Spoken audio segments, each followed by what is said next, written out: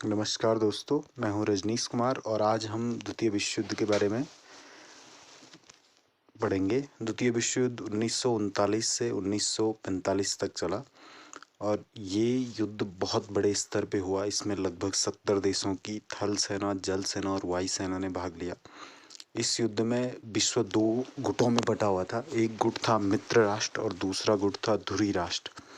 और जो मित्र राष्ट्र गुट था उसमें ब्रिटेन, फ्रांस, रूस और अमेरिका ये देश थे उनके सहयोगी, और धुरी राष्ट्रों में जर्मनी, इटली और जापान थे। तो इस युद्ध में लगभग 10 करोड़ सैनिकों ने भाग लिया और इस महायुद्ध में लगभग 5 से 7 करोड़ लोगों की मौत हुई थी।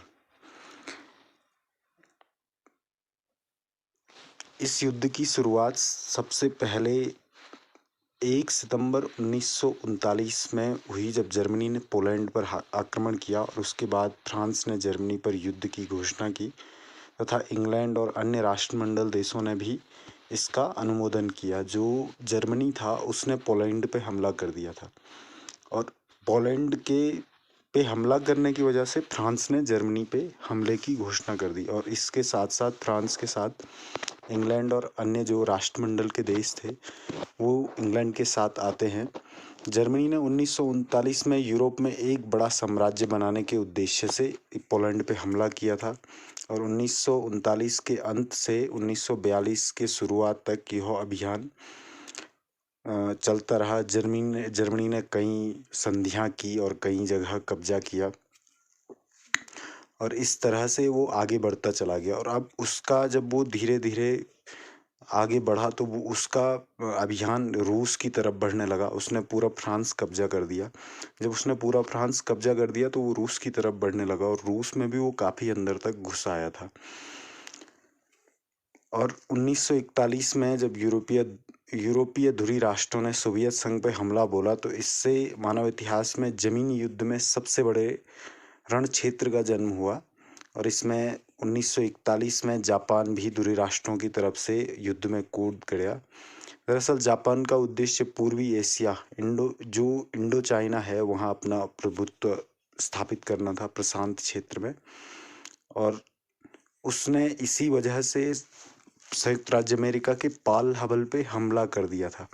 तो पर्ल हार्बर पे हमला हुआ था वो 1942 में हुआ था और इसी के बाद जो अमेरिका था वो द्वितीय विश्व युद्ध में शामिल हुआ। इससे पहले अमेरिका प्रत्यक्ष रूप से युद्ध में शामिल नहीं था।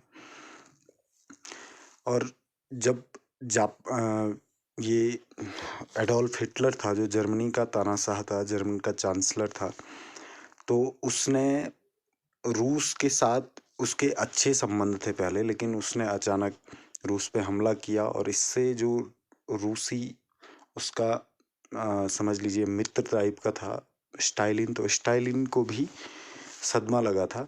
कहा जाता है कि जब हिटलर ने रूस पे आक्रमण किया उससे पहले रूस हिटलर की सहायता कर रहा था। तो इसमें जो मुख्य नेता थे वो जोसेफ स्टालिन रूस से थे, फ्रैंकलिन डेलोना रूजवेल्ट ब्रिटेन अमेरिका से थे, विंस्टन चर्चिल ब्रिटेन से और चियांग काई शेक ये चाइना के मुख्य नेता थे। तो इस तरह से ये मित्र राष्ट्रों के नेता थे। और धुरी राष्ट्रों के एडोल्फ हिटलर थे, हिरोहितो जापान के थे और बेनितो मुसोलिनी ये इटली का नायक मुखिया था उस समय इटली का। तो इस युद्ध में जो मित्र राष्ट्र थे उनके लगभग 1.5 करोड़ सैनिक मरे थे और जो धुरी राष्ट्र थे उनके 80 लाख सैनिक मरे थे और जो मित्र राष्ट्र थे उनके 4.5 करोड़ आम नागरिक मरे थे और इनके कुल मृत नागरिक हो गए थे 6 करोड़ के लगभग। और जो धुरी राष्ट्र थे जर्मनी, इटली और जापान, इसके 80 लाख के आसपास सैनिक मरे और इनके लगभग 4 करोड़ 40 लाख के लगभग नागरिक मरे और लगभग इसके 1 करोड़ 20 लाख सारी जो मृत्युएं हुई। और द्वितीय विश्व युद्ध में जो हमारा देश था वो अंग्रेज़ों की तरफ से लड़ रहा था, हमारी देश की सेना अंग्रेज़ों की तरफ से लड़ रही थी। तो लगभग 20 लाख भारतीय सैनिकों ने इसमें ब्रिटेन की तरफ से युद्ध किया था। जबकि जो आज़ाद हिंद फौज थी सुभाष चंद्र बोस की, तो सुभाष चंद्र बोस की आज़ाद हिंद फौज अंग्रेज़ों के खिलाफ लड़ रही थी। भारत के पूर्वी हिस्से से, सिंगापुर से होते हुए ये लोग अंडमान निकोबार से, जो आज का मणिपुर है, उस तरफ बढ़े थे। तो उसी बीच जब जापान पे अमेरिका बम गिराता है तो सुभाष चंद्र बोस की सेनाओं को पीछे लौटना पड़ता है। तो द्वितीय विश्व युद्ध का अंत कुछ इस तरह से होता है कि जो हिटलर था, एडोल्फ हिटलर, वो भी मारा जाता है, वो आत्महत्या करता है। और 9 अगस्त 6 अगस्त और 9 अगस्त को अमेरिका हिरोशिमा और नागासाकी पे बम गिराते हैं। और इस बम गिराने की वजह से जापान को भी बाद में आत्मसमर्पण करना पड़ता है। और इस विश्व युद्ध के बाद जो सबसे बड़ी एक बात हुई कि संयुक्त राष्ट्र संघ का निर्माण हुआ। तो 24 अक्टूबर 1945 को उसके बाद संयुक्त राष्ट्र संघ का निर्माण हुआ, जो आज तक भी संयुक्त राष्ट्र संघ सभी देशों के बीच जो भी विवाद होते हैं उनको सुलझाने की कोशिश करता है। लेकिन धीरे धीरे संयुक्त राष्ट्र संघ भी एक तरफ से कुछ देशों के हाथ की कठपुतली बनता जा रहा है।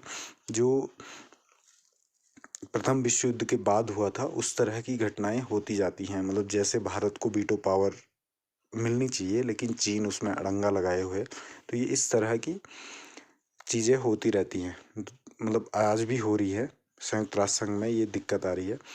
और जब द्वितीय विश्व युद्ध हुआ उसके बाद इसका बहुत बड़ा नुकसान जर्मनी को उठाना पड़ा। जो जर्मनी था वो 2 हिस्सों में बँट गया, पूर्वी जर्मनी और पश्चिमी जर्मनी। तो जो पूर्वी जर्मनी था वो सोवियत संघ के साथ था, जो सोवियत संघ की विचारधारा पे चलने वाले लोग, और जो पश्चिमी जर्मनी था वो पश्चिमी देशों के विचारधारा पे चलने वाले लोग थे।